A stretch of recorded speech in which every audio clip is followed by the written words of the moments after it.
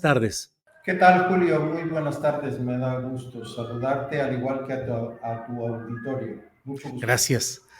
David, pues la verdad es que hay mucho movimiento informativo en estas horas y en estos días, muchas cosas que requieren análisis en los nombramientos, en las designaciones, la sobrerepresentación, la cuestión del Poder Judicial, pero creo que no debemos pasar por alto el hecho de un impactante e histórico reporte que acaban de entregar ustedes relacionado pues con hechos de represión continua, estructural, institucional contra líderes de movimientos sociales, contra activistas, en fin. Te querría pedir de favor que nos dijeras cuál es la trascendencia y el significado hacia el pasado de lo que sucedió, pero creo yo que también una advertencia, una alerta del presente y del futuro de nuestro país en estos temas. David, si nos haces favor. Con todo gusto y agradezco la oportunidad. Efectivamente, en este país, entre los años 65 y 90, que popularmente se conocen como de la Guerra Sucia, el Estado mexicano, influido por la doctrina de seguridad nacional que impulsó Estados Unidos en toda América Latina, por la tesis del enemigo interno que postulaba que todo disidente del Estado era un enemigo y había que acabarlo. Con esas influencias, el Estado mexicano, se constituyó en un Estado contrainsurgente, un Estado autoritario y violento que dirigió sus baterías, sus fuerzas, todo lo que constituye el Estado, todas las instituciones públicas, hacia el aniquilamiento, la represión de todo tipo de disidencias. Por supuesto, la disidencia político-militar, en primer lugar, de manera muy importante, los grupos que se insurreccionaron con una ideología socialista, pero esta andanada también afectó, como bien señalas, líderes sociales, al movimiento urbano popular, al movimiento campesino, comunidades indígenas en el país, periodistas, personas de la comunidad LGBTI que nunca han sido reconocidas como víctimas del periodo, en fin. Entonces, movimientos organizados de las víctimas presionaron en estos 50 años en la lucha por encontrar los desaparecidos, que son una herencia muy importante y muy dolorosa en nuestro país. Presionaron, al gobierno de México, y el gobierno constituyó una comisión de la verdad para investigar esos hechos. Nosotros hemos presentado una colección de ese informe que se llama Fue el Estado, 1965-1990, donde damos cuenta de las graves violaciones a los derechos humanos, los crímenes de Estado que se cometieron entonces contra todo tipo de víctimas, de disidencias, de personas organizadas o no que criticaban o se manifestaban en contra del Estado. Falta una siguiente parte que atiende a las víctimas de los contextos político-militares, de organizaciones de carácter socialista y del movimiento estudiantil, que son las víctimas que tradicionalmente habíamos visibilizado y ahora estamos poniendo el acento en aquellas otras que no se habían visto. Eso es lo que te puedo decir de entrada, Julio. Bien, David, de lo que han reportado, pues creo que tiene un impacto en el propio momento que vivimos, por cuanto implica autoridades, instituciones particularmente militares, policíacas, pero también de decisión política, civiles en cargos de decisión política, que llevaron a cabo algo que a veces en estos momentos de una nueva etapa nacional con mucha esperanza de cambios, con algunos factores positivos de cambio, pero sin embargo creo que es importante que mantengamos la vista y la convicción de los hechos sucedidos en el pasado y las responsabilidades de instancias políticas e institucionales. Esto es muy importante. Una de las tesis principales que sostenemos a lo largo de las casi 6,000 páginas de nuestro informe es que la violencia del pasado habilita la violencia del presente. El que haya habido impunidad y complicidades respecto de las graves violaciones a los derechos humanos permite que hoy de alguna manera se perpetúen o persistan esas graves violaciones a los derechos humanos, persistan los pactos de impunidad y no haya posibilidad de acceso a la justicia. Es decir, nosotros documentamos que los aparatos de procuración y administración de justicia, las cárceles, los jueces, los agentes del Ministerio Público, fueron constituidos y se articularon para castigar a los disidentes del Estado, para disciplinar a la población y para gestionar el crimen, y no fueron creados, constituidos ni formados para garantizar bienes, propiedades, derechos de las personas. Esos mismos aparatos del pasado no han sido desmontados y hoy continúan vigentes. Por eso la grave situación de violencia, la sangre que nos agobia, la epidemia de desapariciones en el país continúa, porque los aparatos encargados de ello funcionan para otra cosa, funcionan para cuidar al Estado y su seguridad política, funcionan para controlar a los disidentes y para gestionar el crimen. Eso es muy impactante, porque no podremos resolver lo que hoy nos agobia en el país si no resolvemos también los problemas, la impunidad, los pactos de silencio del pasado. Concluyo con esta idea nada más. A nosotros nos costó muchísimo trabajo y no pudimos encontrar muchos documentos, archivos, etc. Eso es posible porque hoy los que están al frente de las instituciones siguen protegiendo a los del pasado, se siguen protegiendo mutuamente y es imposible llevarlos a la justicia. No hay un perpetrador que haya sido llevado ante un juzgado, y eso, por supuesto, que nos pone un reto importantísimo en el momento presente.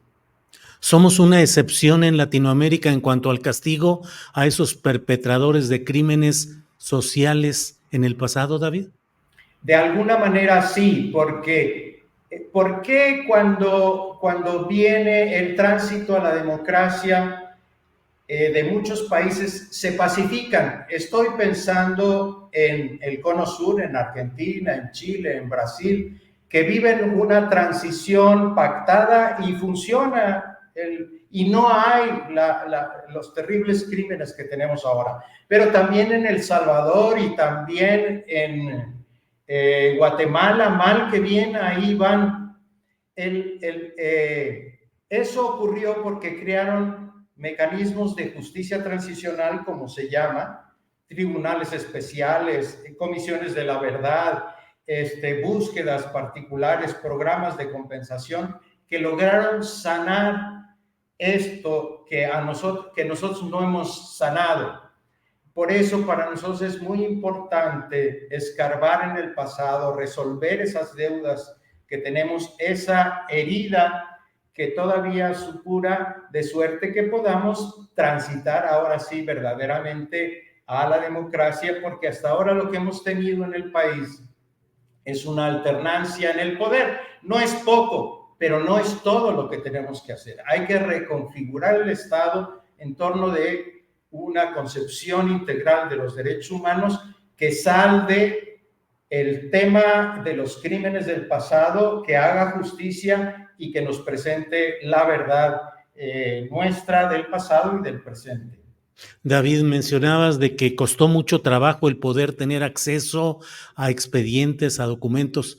Algunos partícipes en este mecanismo de esclarecimiento histórico me han platicado en lo privado, sin la posibilidad de dar sus nombres, pero me han platicado de todo lo que vivieron, de un verdadero clima ominoso y actitudes de violencia hasta física, a veces de jaloneos o a veces de presiones para poder acceder a documentación, y el hecho, ¿cuánto fue lo que han escamoteado y cómo le fue a los investigadores de campo, David? No logramos saber qué es lo que han escamoteado. Sí tenemos documentado que hubo, por ejemplo, un saqueo de archivos del Archivo General de la Nación de documentos que pertenecían al CISEN, a la Dirección Federal de Seguridad, luego al CISEN, y que hoy tiene bajo su resguardo el Centro Nacional de Inteligencia. Esos archivos fueron sacados del Archivo General de la Nación, donde estaban a consulta pública, y ya no están. Eso lo podemos probar, dejan rastros, no hay crimen perfecto, se quedan rastros, en fin. Luego se nos dio acceso al archivo de concentración de la Secretaría de la Defensa Nacional. Estuvimos ahí varios meses.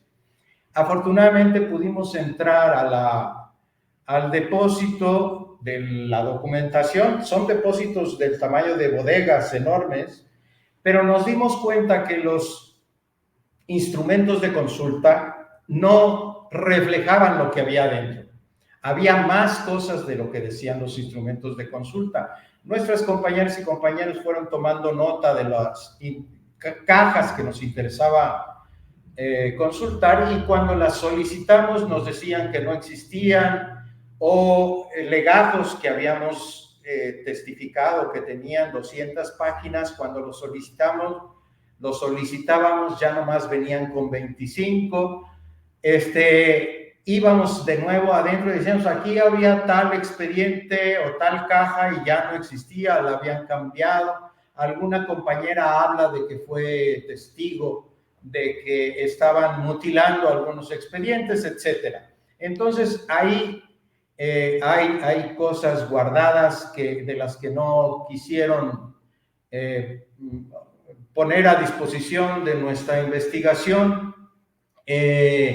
Pero para hablar también de otros archivos, no hemos podido encontrar el archivo del Estado Mayor Presidencial, por ejemplo. Lo hemos buscado por todos lados. Tampoco nos secundaron en nuestra solicitud al gobierno estadounidense para que desclasificara algunos archivos sobre el periodo que tienen sobre México. Solo faltaba una firma, o la del canciller o la del presidente. Hicimos todos los oficios, nos dijeron sí, cómo no, pero nunca hubo el respaldo para que esto ocurriera. Entonces... ¿El canciller o el presidente de México? Así es, en efecto. Entonces, nosotros pudimos elaborar un informe con base en los testimonios, más de 1,200 que recogimos en todo el país, testimonios de 6 horas, muy largos, y también visitamos 97 archivos públicos y privados, y entonces más o menos hicimos una recolección de hechos, de agravios, de violaciones graves a los derechos humanos, una caracterización del Estado, pero hay todavía información de la que no supimos y que todavía es importantísimo. Por ejemplo, ¿qué pasó con los desaparecidos? Tenemos una lista, la compañera Alier tiene una lista de 1,150 desaparecidos, una lista más completa de ese periodo, y no, es decir, hemos pedido vía transparencia al ejército que nos informe sobre ellos. Dicen que la información es inexistente y nosotros tenemos testimonios, por ejemplo, de que alguien, antes de subir a las personas en los helicópteros del vuelo de la muerte de Guerrero, tomaba nota de quiénes eran las personas que iban a ser arrojadas al mar. Pues esa información existe, pero no podemos acceder a ella, y entonces por eso entendemos que nuestra comisión dio un paso adelante, pero ni mucho menos terminan las pesquisas. Seguirá la trayectoria de verdad y justicia todavía durante muchos años en el futuro. David, te agradezco este breve acercamiento a un asunto que requeriría mucho más tiempo y más oportunidad de ir a fondo de temas tan importantes. Cierro preguntándote nada más, los familiares de los 43 de Ayotzinapa suelen decir que las cosas caminaron hasta que se toparon con la barrera verde olivo, la barrera de los militares. ¿A ustedes les pasó algo parecido? Sí, por supuesto, a medio trecho, ya cuando se tensionaron, teníamos mesas de trabajo con el ejército, había una buena disposición inicial. Mi lectura personal, pero esta es a título personal, es que la investigación de Ayotzinapa, cuando se tensionó con los militares afectó el trabajo que nosotros estábamos realizando. Y entonces fue cuando se cerró la posibilidad de continuar investigando y cuando tuvimos que salir del archivo y ya no se nos permitió ingresar a las zonas militares, a donde también fuimos en algún momento. Bien, David, pues a reserva de lo que desees agregar, agradecerte esta oportunidad de acercarnos a este tema necesario, David. Nosotros somos los agradecidos, yo te agradezco a ti, Julio, y decir que nuestro informe está colgado en la red, lo pueden encontrar con las siglas que aparecen en pantalla, meh.org.mx, es decir, Mecanismo de Esclarecimiento Histórico, ustedes lo teclean y aparece el informe, es para el pueblo de México y no es una palabra definitiva, hay mucho que investigar, mucho más que decir, pero queremos contribuir a la agenda de verdad y de justicia. Muchas gracias. Al contrario, hasta pronto. Gracias, David. Hasta pronto. Gracias. Bien, es la 1:29 PM, 1:29 PM. Y mire, antes de que vayamos a nuestro siguiente espacio, hoy no va a estar Jacaranda Correa, va a andar removiendo neuronas por otro lado, pero bueno, ya sabe usted que así es el trabajo de quienes andamos en estos trotes. Jacaranda es documentalista, conductora de programas de televisión. Entonces, bueno, no estará hoy con nosotros Jacaranda, estará con nosotros Claudia Villegas, la periodista y directora de Revista Fortuna, que nos hablará sobre un comentario y el análisis de asuntos económicos. Pero antes de ello, yo sí quiero darle un poco la información de los hechos que están sucediendo en este día. Primero que nada, déjeme decirle que los nombramientos que ha dado a conocer hoy Clara Brugada, la virtual gobernadora de la Ciudad de México, virtual jefa de gobierno de la Ciudad de México,